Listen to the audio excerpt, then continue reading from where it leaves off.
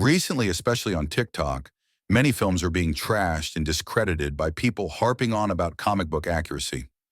Today, I'm going to explain how comic book accuracy works to the edgy teenagers who keep going on about how overhyped the Batman 2022 is, and how comic book accurate it is.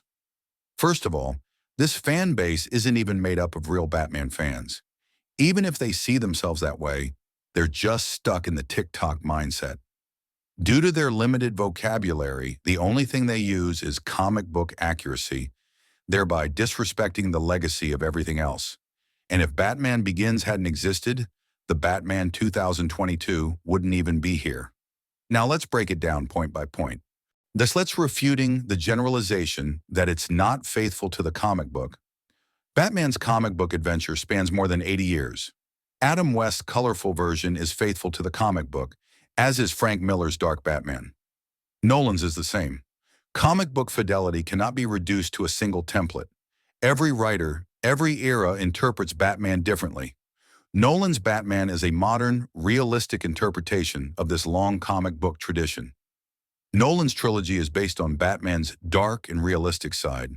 It is heavily inspired by Frank Miller's The Dark Knight Returns in Batman. Year 1. In comic books, Batman also takes on different tones in different eras. The detective noir tone of the 1940s, the camp aesthetic of the 1960s, and the dark realism of the 1980s. Therefore, Nolan's approach is part of the comic book tradition.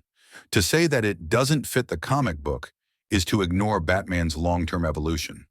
Also fallacy. Faithful to the comic book equals automatically better. The success of an adaptation does not depend solely on fidelity. Sin City, 2005, is almost frame by frame faithful to the comic book, but it has not had the same cultural impact as Nolan's trilogy, because what matters is narrative, theme, character depth, and cinematic language. Nolan's films have elevated comic book adaptations to the level of serious cinema in this regard. Without Nolan's Batman, there would be no Pattinson Batman. Nolan's trilogy sent the message to Hollywood that Batman can achieve great success with serious and dark narratives. If Nolan hadn't elevated comic book adaptations to a prestigious status in cinema, Reeves' The Batman film might have been seen as a financial risk and not greenlit. This fan base even goes further and says Nolan ruined the modern Batman. That's as ridiculous. This claim is baseless, both historically and cinematically.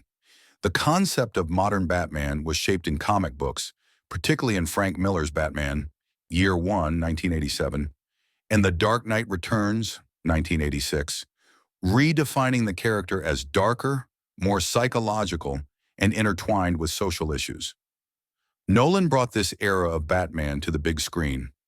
Nolan's Batman is the first serious adaptation to bring the essence of modern Batman comics to the big screen. Far from ruining it, it established Batman as a serious, adult-oriented character and paved the way for all subsequent productions. Matt Reeves' The Batman. If Nolan hadn't presented this realistic, deep, and socially complex Batman, we wouldn't even see Robert Pattinson's more comic book-style Detective Batman today. In short, Nolan did not ruin modern Batman. On the contrary, he paved the way for modern Batman in cinema. Thanks to his approach, Batman has moved beyond the comic book hero cliché in popular culture and begun to be perceived as the hero of a Shakespearean tragedy. Filmmakers have also tried going full comic book in the past, and those movies were terrible failures. It's two completely different forms of media.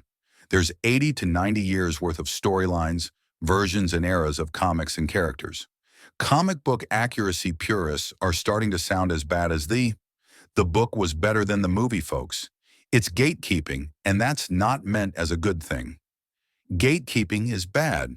It's bad for the whole genre because if a movie only appeals to the minority of extreme comic book accuracy fans but fails to appeal to a broader audience, it doesn't sell tickets and flops. Most people didn't scrutinize or question the comic book accuracy of the MCU when it began. They gave everyone origin stories for almost every character. So people that had absolutely no comic book knowledge could get on board. You didn't need to question whether it was or wasn't comic book accurate. If they failed to be good movies, though, they wouldn't have been successful. I go to a movie to see a great movie. I'm not going to a movie to read a great comic book. Movies can only be adapted from the source material, never exact copies of it. This is why I feel like the comic book slash source material accuracy purists need to calm down and let the people who know about filmmaking make great movies. Yes, including making decisions about what works and what doesn't adapted from comics to cinema. That's why this fan base is desperate, so they bring up comic book compatibility and claim that it's better than Nolan's movies. It must piss them off that it will never be possible that the Batman or its sequels will never surpass the Dark Knight trilogy. Nolan has made more than a comic book movie, and the fact that even non-Batman or comic book fans loves these movies explains the success of these movies. These movies have raised the bar, and I don't think they will be surpassed, especially The Dark Knight. We have come to the end of this video. If there are more criticisms, I will make a video for them. Goodbye.